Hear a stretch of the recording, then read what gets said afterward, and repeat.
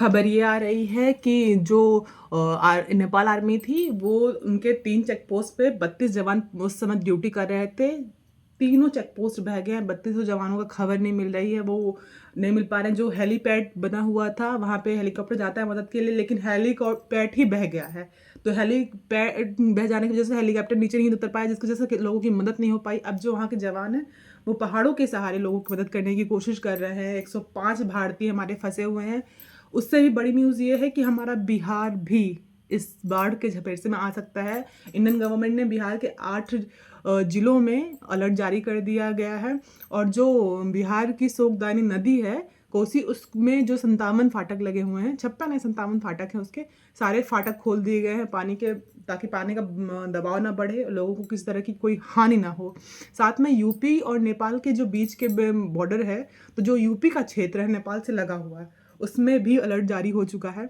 इससे हमारे इंडिया को भी बहुत इफेक्ट होगा। अगर ये बहाव नहीं रुकता है या फिर इसका वेग कम नहीं होता है, तो हमारे यूपी और बिहार के जो नज़दीकी ज़िले हैं उस नदी के आसपास के, वो प्रभावित होंगे उससे।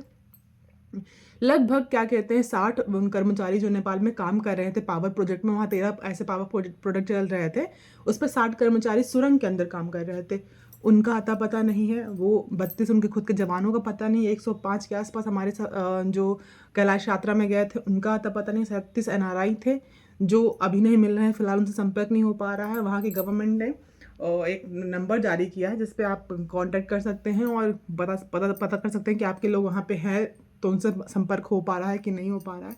साथ में जो चीन के शी जिनपिंग है, उन्होंने भी अपने एरिया में अलर्ट जारी किया है। और साथ में जो नेपाल के पीएम है, उन्होंने भी जो आसपास नदी के आसपास के लोगों हैं उनको अलर्ट करते हुए कहा है कि लोग अगर वहाँ से हट सकते हैं तो हट जाएं।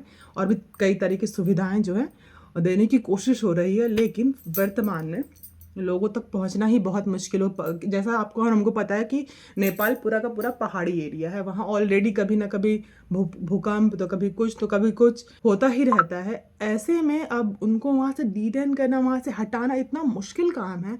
फिर भी वहाँ के जवानों को सैल्यूट करना पड़ेगा। वो जी लगा कर काम कर रहे हैं पहाड़ों के सहारे। अब कैसे भी करके उन लोगों को जिनको वो बचा सकते हैं, उनको वो बचाने की कोशिश कर रहे हैं। ऐसे में इंडिया और इंडिया के गवर्नमेंट उनके साथ है। इंडिया के लोग भी प्रार्थना कर रहे हैं कि वहाँ के लोग ठीक रहें, हमारे लोग जो वहाँ फंसे हैं वो भी ठीक रहें। ये भी हमारा एक बहुत बड़ा कंसर्न है। और इस तरह की आपदा ना आए, इसके लिए गवर्नमेंट को अगर पहले से पता था तो उनको कुछ ना कुछ करने की ज़रूरत थी। बिल्कुल हाथ पे हाथ धरे रखने की ज़रूरत नहीं थी। बिल्कुल भी लोड चीज़ें खाली नहीं करवाई गई। सब लोग वहाँ पे पहले से रह रहे थे। ये एक बहुत बड़ी लापरवाही थी जो इस पूरे घटना के होने का सबसे बड़ा कारण भी है।